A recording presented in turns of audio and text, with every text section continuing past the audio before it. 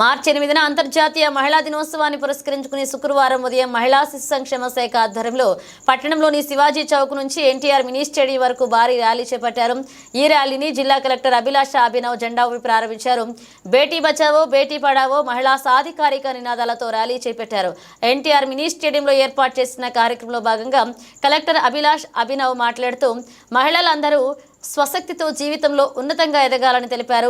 నేడు ప్రపంచవ్యాప్తంగా మహిళలు అన్ని రంగాల్లో పురుషులతో సమానంగా పోటీ పడుతున్నారన్నారు.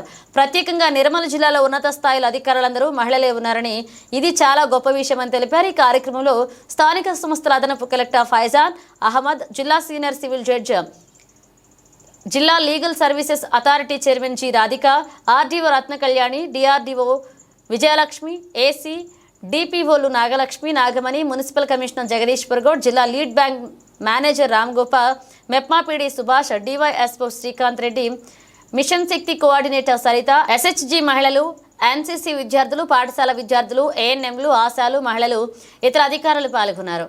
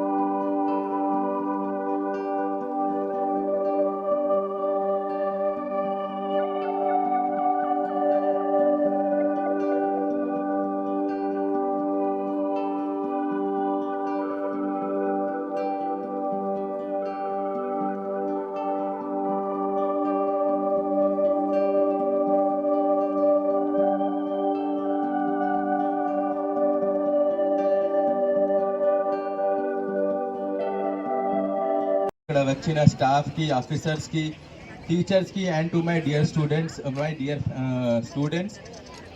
ఈరోజు మనం బేటీ బచావో బేటీ పడావో 10th యానివర్సరీ జరుపుకుంటున్నాము. ఇలాగే ఇంటర్నేషనల్ ఉమెన్స్ డే, అంతర్జాతీయ మహిళా దినోత్సవం సెలబ్రేషన్స్ కూడా జరుపుకుంటున్నాము. దీనికి ఫస్ట్ ఆఫ్ ఆల్ మీ అందరికీ చాలా చాలా శుభాకాంక్షలు.